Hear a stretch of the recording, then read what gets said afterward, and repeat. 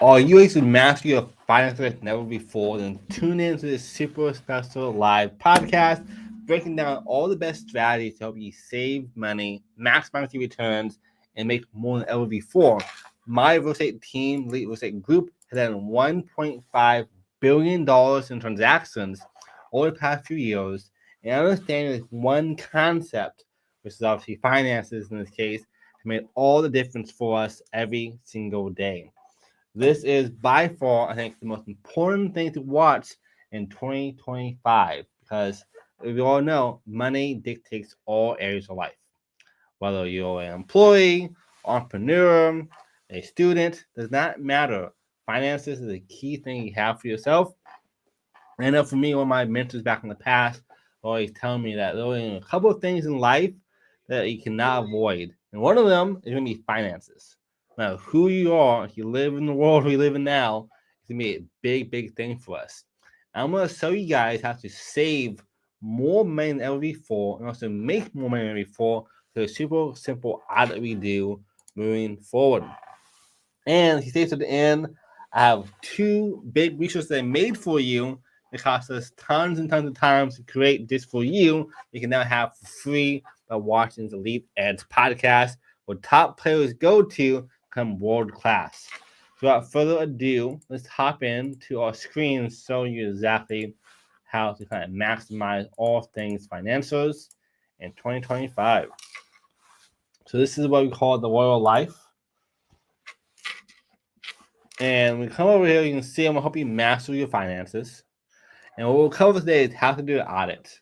You know, my real estate team again has done $1.5 billion in transactions, and I use audit every single day. And doesn't matter if you're a multi-billionaire or a less than making six figures a year, this would be a huge thing for you. Help you understand how to kind of control your business, your life, and so forth, and allocate correctly. And if you are at a high level, hopefully you have a CPA doing this for you or a bookkeeper instead, but you can still be in your books every single week, at least personally, I am myself. We also categorize our expenses and overhead. We'll break down what to track and to analyze. Creating a budget, which is actually more freeing than you think it is. I used to hate budgets until I learned this concept. And also setting financial goals.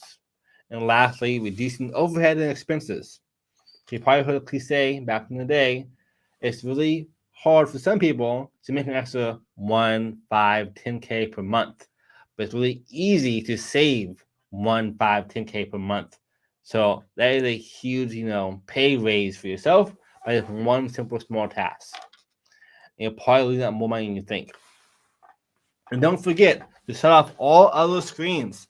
Treat this like it would make you 6 to 7 figures because it really well can. Let that sink in.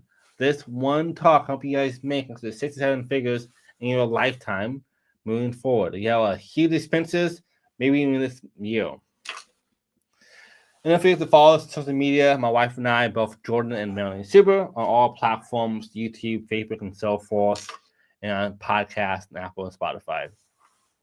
And also, one big thing before we get started, make sure you tell your friends. Who do you know wants to achieve financial freedom? Because this will help them get there. And like most gurus out there, I have no course to sell you. My goal, I hope you guys become so successful in your life that you're going to buy or sell houses, you use us as your agents. And then just for you guys to know more about me, it's kind of a little older picture of us. I've been featured in countless publications from USA News, Maxim, Real Estate Today, and so much more. My team has passed $1.5 billion in transactions over the past few years. I'm one of the top leaders in the whole entire country doing real estate transactions. And my biggest savings to date for my clients on the buy side have been $362,000, which is a huge, decrease on a $1.2 million house. My biggest income for my client has been $150K above asking price within 2 days. So finances are not just your day-to-day finances, it's also your home transactions and so forth. At the end of the day, it really breaks down to what you can really do to keep more in your pockets and make more as well. I'm also a best-selling author of the book called Real Estate Secrets, listed on Amazon. We passed the stall from selling Sunset, and minus the brand Turn from Bigger Pockets. This is our team ranking of last year.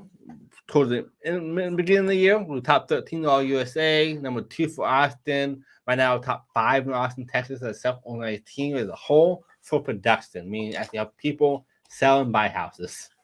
And also host a TV show called American Dream, which is on HGTV, Amazon Prime, Apple TV, a lot more. We showcase our clients' homes on this platform on the TV show for more exposure for your properties, resulting in more over-asking offers for you.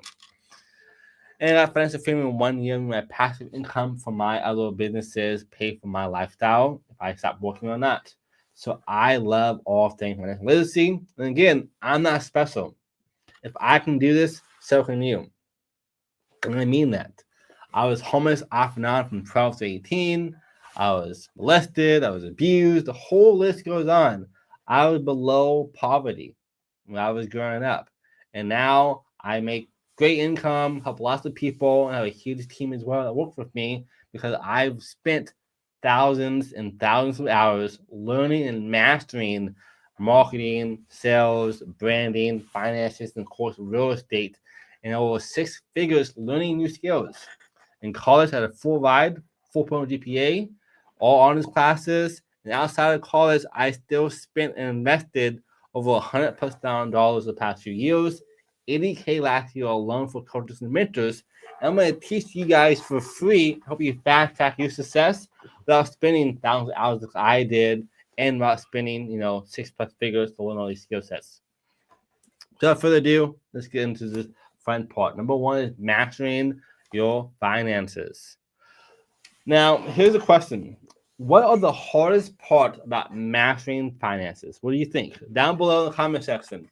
What do you think is the hardest part about mastering finances? Who agrees? It's earning more money, making more profit, having a higher ROI, more ROAS. What do you think is the hardest thing? Do you agree with this? Do you think the hardest part about making more money is this? Jamie said that hardest part is that stay consistent with savings, which is a great answer. Now, I am a huge believer that all these things are kind of true, but there's more to it. So write down, how much money do you guys make in the past 10 years? Now, you can put on the thing you want to, or you can leave it for yourself. Doesn't matter. But what do you think you've made in the past 10 years? Don't be spot on. Don't bust out your QuickBooks or your tax returns. Estimate how much money you think you made in the past 10 years. Now, here's the key question. How much do you have left? 0%, 10%, 100%, 200%? Or for some people, is it negative? That is the real answer there. If I made, let's say, $1 million in the past 10 years, how much is left? That was really important. You probably made some money in the past decade, but the real question is, it's about how much you're keeping and investing than it is growing it. Because you can make, $1 million. People who won the Powerball, I know a lot of people online who won, $1 million, $5 million within 3 years or less, they're broke again. From 0 to $1 million like that, and they're broke again. Because it's all about how much you're keeping and investing. That is a true thing. So let's break down making an audit. An audit, to me, I think is the most important thing you can do, and it's free and it's easy. So stay this presentation to follow along with, or watch this video twice or more if you need to really understand how to do this for yourself. Step 1, find every financial instrument that you currently have or spend money on. Meaning your debit cards, your credit cards, your 401ks, Roth IRAs, your HELOCs, you name it. Find everything that you have that you currently spend money on right now and have it be step 1. Number 2, have all your accounts easily accessible for this. So open up your debit cards, your credit card holders, your loan processes, everything. And go through all together at one point at a time, make it super easy for you to kind of follow along. So again, your banking accounts, savings accounts, credit cards, loans and taxes, assets and liabilities, records every place where you have income or expenses. If you own businesses, use that. You have cryptocurrencies, use that. Have everything you have in one easy to follow spot to make it super easy to go through. Step 2, let's categorize your expenses and your income. So I'll use this spreadsheet we made for you. So right here, if we come over this thread, this is the spreadsheet we have for you. Oh, it's not showing. Let me go back to that.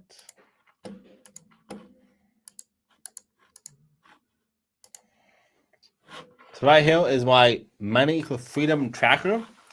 If you go down below, you can get it for free in the comment section. By the end of this live, you'll have access to that.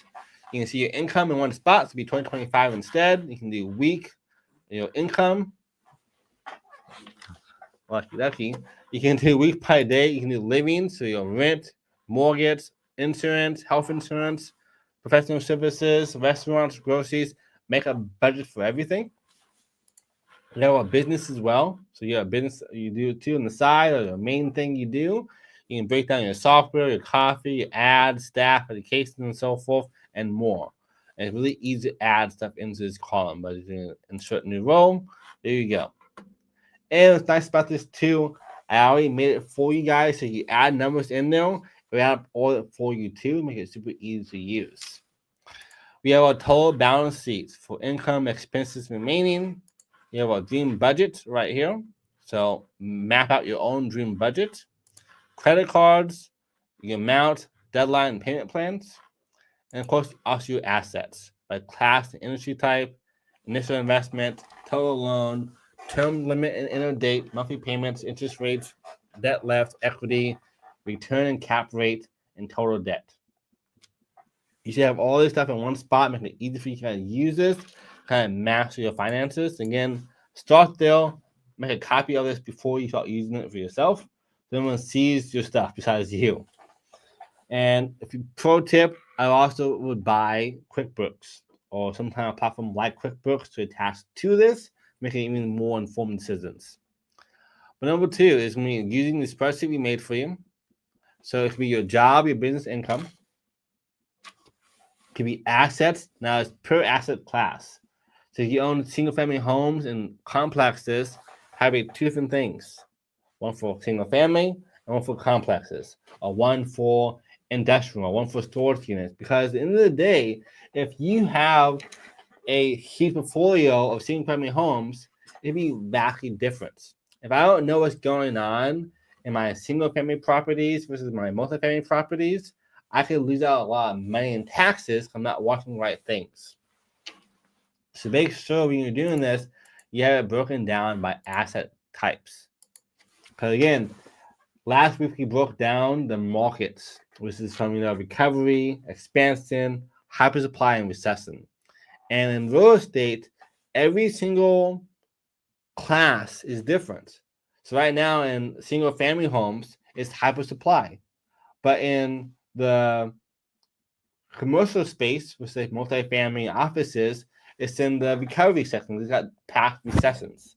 So having different categories for your thing can make a difference for you. Also have your saving instruments, 401ks, Roth IRAs, HELOCs, and so forth. Now categorize your expenses. So I'll use this spreadsheet going to be made for you, or your own. Have utilities, housing, food, groceries, takeout as separate ones. Because again, 1 month, my wife and I, we spent $20,000 on takeout. $20,000. It was a long time ago. And ever since then, we said that was a bad decision. I could have bought a Bitcoin back in the day. I could have bought a down payment for a house in one single month, or more team members and so forth. Like all these things add up. So having a tracker is so important. It gives you more freedom. Now we have a budget. We stay with that, and then a chef as well. And our chef helps us have more opportunities to not spend as much money on takeout. So it's really important to have different categories for groceries and for takeout. Entertainment. Have fun still. Life is short. So be traveling, tickets, movies, and so forth. Health and wellness. I spend a lot of money now on my health and wellness, from massages, my lifetime membership at the gym, and so forth. And then Jamie said, wow, so is why tracking spending is so important. I could not agree with you more. Again, $20K in 1 month on restaurants is crazy, even to this day. And you make, $1 million a year is still crazy, because it's kind of a lot. But you have to live and learn. Insurance, car, transportation, miscellaneous as well. So these are the main things to have for your categories for your personal life code. Again, your personal and your business should not be commingled. They should be separate. Don't commingle the lives together. And again, business is more of a asset, and it's not your personal money. As crazy as that sounds. Like, my business brings in lots of revenue, and I don't take all the profit because I reinvest that back into the business, because the business is its own entity by itself. Which is why when you buy LLCs and S corps and so forth, it is an entity. It is a separate little thing by itself. And you pay yourself, in my mind, an allowance or a salary from the business that pays for your lifestyle. So most people will get rich in their life and not in the business, depending on how you structure it. Now, if you structure it really well and you combine what I do in a way, your business is your biggest asset. And then real estate afterwards. Step 3 is making an audit. So again, as I said before, this is the audit over here. You have this page, you can track your income and sources as well. It's going to say, like for me, I have my own transactions, I have my team transactions, I have my other investments. I have different assets that I make income from to track what's working for me and what's not working for me. And you can do by weeks, week 1, week 2, week 3, week 4, and then week 5, depending on the month, and so forth. And I have my spent and my profit. So I want to know if I made a profit that month or my negative. So again, P&Ls are super crucial, even as a employee. You should still be doing these. I have a friend that they make, I think, like $500,000 a year, and they said they're almost negative every month in expenses. So one, they don't track it that much, and 2, it's really easy to spend money. Like $500,000 goes super quickly if you're not doing it correctly, and then imagine $50K as well. So the contract is always there. I know people who make $70K a year or less who have more money in their banks than people who make $1 million because they understand financial literacy. So this works on all levels. Now, conduct an audit is really easy. Pick a time every week at the same time to do this. Pro tip, make it fun. My wife and I, we go to the Four Seasons. We go to a home office. We go to, places downtown or nice and luxurious to do our audit. That way it's at least a fun time for us to go through this. We do Tuesdays every single week without fail almost. Past 5 years we've been doing this, if not more. It helps us so much be on the same page, the same track, help us make informed decisions about our business and our life. Then grab all your financial instruments and input in the past 30 days. So you do it on a monthly basis, monthly. So you do a weekly basis, do weekly. Track by categories, income, expenses, and assets. See how much you profited or lost this month or past 12 months. And then find a trend on what makes you the most amount of money and cost you the most. Like for us, for a long time, our biggest cost was takeout and that kind of stuff, but we don't like cooking food that much. So that was a huge cost for us. So hiring a chef gave us more money in our pockets in a way because we spent less money going out. What made us the most amount of money was doing real estate transactions for our clients, giving you guys the best results possible. Again, I'm one of the top agents in the country, helping people like you buy and sell real estate every single day, getting the best price for your property. Can you help with that? Down below, send me a DM. Happy to help you guys on buying or selling all 50 states in 27 different countries. And then from there, step 4 is create a budget. This is the fun part. As awful as it sounds, it will give you more freedom. So based on your audit, how much you can make per month to live, you should know now. If you, on average, spend, let's say, 5K per month, and you make 7K, you have a pretty good budget now where you can do it yourself. So what's the average income per month? If you're an entrepreneur, where I do this, or in sales, add up the year and divide by 12. So you've been an entrepreneur now for 12 months. Go for the whole year, see what you made, and divide it by 12. That's your new average income. If you're brand new to entrepreneurship or to all this stuff, you have no like exact budget yet or income yet, I would take it by case by case basis and live below your medium income you need per month to have a good safety net for yourself. Number 2 is how much is your average expenses or overhead? So same exact thing. Find out what you spend on average per month, or if you're an entrepreneur, do it by a yearly basis and see that point for you too.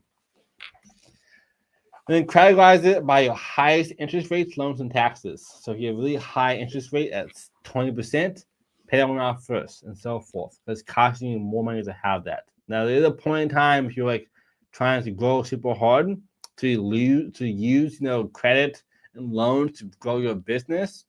But if you're an employee, I think more often than not, you should avoid credit and debt as much as possible.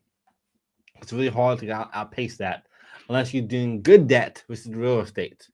So buying real estate, the appreciation rate will normally outpace your payments you have per month, and your attendance as well, even more so. And then set a budget for each item on your list. Make sure you have that as well. Again, on the spreadsheet below, you have a budget that is for gym and wellness, for parking, for restaurants and groceries. How I break down each one of these things as well makes it easy to track what's going on. And then begin to allocate funds appropriately. Make sure you know exactly where your funds are going every single day without any guesswork.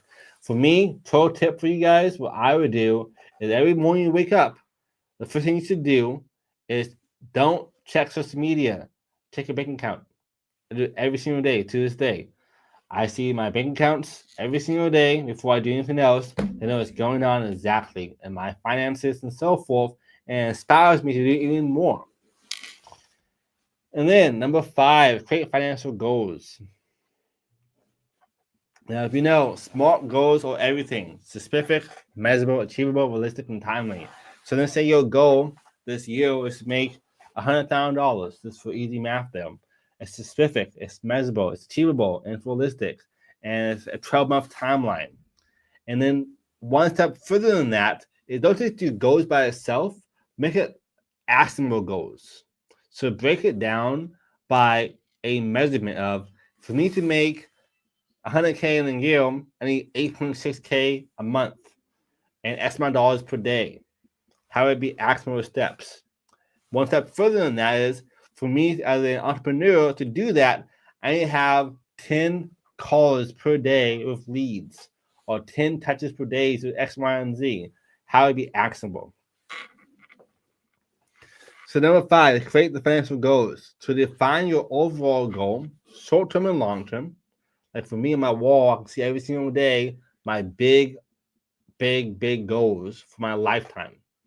Because most people, they think in days and weeks, but the people who are really successful think in years and decades. Like I'm thinking about stuff, I'm 100 years old, which is like 70 years from now. I'm always thinking about that kind of stuff. So do a short-term and long-term goal for yourself. Create a plan to pay off high-interest debt and taxes as fast as possible. Create a 3 to 6 month emergency fund. Entrepreneurs, I would say 6 to 12 months. Maybe even more, depending on who you are. Because like it's really easy to like fall prey to having slow years, slow months, and so forth. And for an entrepreneur, like hopefully you do it with no commingling involved, where your business is more expensive. Like for us, I have a fund that is for my staff and for my ads and for everything else, and then for us. That way I have a whole safety net for both categories. Create a safety net for yourself, though, for 36 months minimum as an employee. Stuff happens every single day. And here's the sad truth. You don't know this already. The average American The average American has less than $1,000 in the bank account. $1,000 saved in the bank account right now. At all levels. Like people making six figures or less or more. Why it's so important to have this net there. That stuff happens every single day. Flat tires, emergencies, new investments like Bitcoin and so forth for houses, Having this there will make you have way more peace of mind. As you can, cut out unnecessary expenses. Last year, my wife and I, we cut out, I think it was $67,000 or yearly income in one day. Think about that. We got a pay raise of $67,000 in one single day by doing this, by cutting unnecessary expenses and fats that are not supposed to be there in the first place. And then create a fund for saving and investing, and another fund for fun and vacations. Again, life is too short to work all the time. I do a lot, but I do take off time every now and then. So I think it's really important to have a fund, though, for savings and investments, which is real estate, cryptocurrencies, and so forth, or your own brand, and then also for having vacations with your family and so forth. And then bonus one, I think is super important, is find ways to increase your income. What can you do right now to increase your income? And it's easy to think. It can be flipping stuff on Facebook Marketplace, on Craigslist. It could be working more hours at your job. It could be doing a class at your college nearby and get a new certificate so you have more better pay rates at your job. Looking for a new job, make a new business, selling more houses. You do real estate like I do. Well, thing you can do right now is just every day make more money in your life, in your business, in your job than it is possible. And then define your whys. Not your why, your whys. So in my mind, I've learned there's two whys we have in life. One is internal and one is external. Our internal why is selfish. For me, that would be like me saying, I want to buy a Lamborghini, I want to buy a new house for my wife and my family. It's kind of a mixture of internal and external. I want to spend $10K a month on groceries. Like those are all internal, selfish whys. Make millions of dollars. All these things is for me and myself only. But my external why is helping over 1 billion people around the world before I die. That's a big external why. Making cities like Dubai is external whys. Making schools and hospitals, all these things that are really close to my heart are big external whys that I'm tied to now. But what happens more often than not is that people will hit the internal why of making $100,000, $1 million, or buying that dream car of theirs, or a new house of theirs, and they stop growing.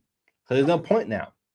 But if I have a big external why that keeps me in the game longer, I'm more committed now to stay in the game, do more things, and grow more as a person.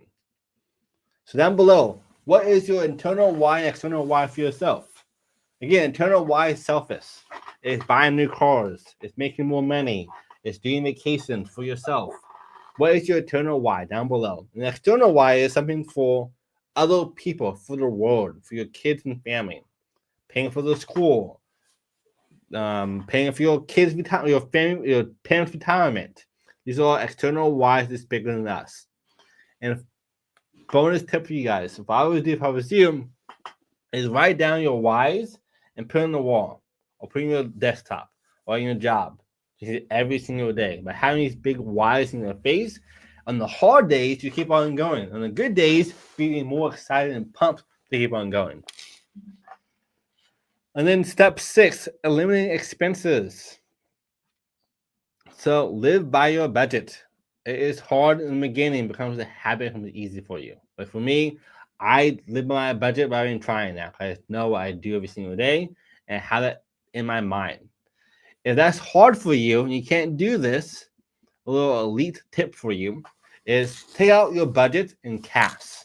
That you can for the most part. Some things for autopilot, like your rent and your mortgage, but other stuff like for your travel and other things you're doing by cash, have it be allotted in a cash payment for yourself and like lock your cards away from you. at least for a month or so. And by doing that, you'll force not to live by your budget and have a more peace of mind moving forward. And then differentiate your needs versus your wants.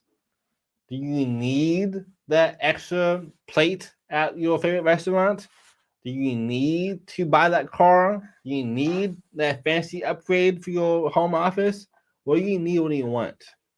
Now, I will say, in my mind, if you can, to get the point where you can make so much extra capital, it doesn't matter, but you still have a budget for it, which is your miscellaneous stuff.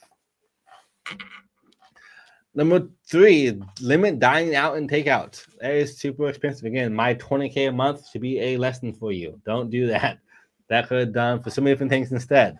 So I avoid dining out as often as possible. I eat out at my gym after my classes every single day. Besides that, I don't eat out anymore. I have my chef and I do what I need to do. So how do you limit for that? $500, $1,000, and so forth. What's nice about having this, budget for you, it makes you happy to spend it. Wow, I don't feel guilty at all. I have a budget in mind already for this thing. It makes you feel appreciative to be doing those kind of activities. And then cancel unused subscriptions. How many of you guys have subscriptions you guys never use? Could be Netflix or Hulu or HBO Max. It could be for business owners. It could be like your ClickFunnels, another platform like that you never use anymore. How much do you have in unused subscriptions you can cancel right now and save an extra $5, $10, $20, $50, $100 per month or more? It adds up. And then avoid impulse purchases. What I do for myself, I didn't have Amazon being so big, is that I will have a thing I want and I'll wait a day or two before I buy it. Because I make enough money now that I can buy what I want to on Amazon. It doesn't matter. But if I wait 2 days, if I forget about it, well, it probably was not that big of a deal in the first place. So for yourself, have a threshold. Wait 2-3 days, a day and a half, 2 days before you buy something you want to buy. And if you don't want it for 2 days, it tells you pretty clearly that it was just an impulse buy. And Amazon is made that way. That's why it's so easy to buy stuff there. And then negotiate with your credit cards, insurance, loans, and tax holders. They want to get paid. I promise you, they want to get paid. So you talk to them and call them and say, hey, Mr. and Mrs. credit card holder, I've been with you now for 2-3 years. I want to renegotiate my terms. Can we go from a 20% APR to a 10% APR or 0% APR? They will do it for you. Not all the time, but if you talk to them, they're happy to help you more often than not. And it works. And if you are an entrepreneur, same thing applies. Let's say you have a credit card for your business, you made a lot of money that year, and you went from a 0% APR to a 30% APR after that year cycle, the new card relapsed. You say, hey, I've been with you guys now for a year. I've missed 0 payments, X, Y, and Z. I want to keep this 0% APR. If I can't, I'm going to move my business elsewhere. I can almost guarantee you they want you to leave the bank for a new bank instead. So do this every single day. Negotiate. Negotiate, negotiate, negotiate. You are salespeople, even if you're not entrepreneurs. You're still selling every single day. Out of yourself, to your family, your kids, to your boss, to your spouse, and so forth. So sell people making money off your backs as well. Help you guys save more money for yourself too. So quick summary for you guys. We broke down how to do an audit. We broke down categorize the expenses and overhead, what to track and analyze, creating a budget, setting financial goals, and reducing overhead and expenses. Any questions, guys, down below, ask your questions. We'll answer to you as fast as possible. And of course, make sure you guys smash that like button, tag your friends, share this video. Who do you know that will love this kind of content? We go live every single Monday and Friday, bring you guys all the best strategies and tips, the edge that you need for life when it comes to business, entrepreneurship, marketing, sales, psychology, and of course, real estate. Giving you guys the edge you need. Again, the Elite Edge podcast where people who are already top players come to from world-class at their field, industries, and lives. So down below, answer your questions down below. And one of my favorite quotes from Benjamin Franklin: "If you would be wealthy, think of savings as well as getting." Say it one more time. If you would be wealthy, think of savings as well as getting. He was a very wealthy man. You don't know much about him. He was crazy, crazy successful and did a lot of things. And he was big on saving money. You cannot save your way to $1 million, but you can save your way to invest to make $1 million. Meaning by buying real estate, by investing your skill sets, by buying more assets, and so forth, more skills. Most of my money I make, I reinvest back in my business. And I'm only saving for a purpose. Again, saving for a purpose. And as always, thanks for watching, guys. Make sure you tag your friends, subscribe. We go live every single week on Apple Podcasts, Spotify, Facebook, YouTube, Instagram, and so much more. Giving you the best value possible for free. Hope you guys have the best life you can. Here's to seeing you guys the best life ever. And talk to you soon.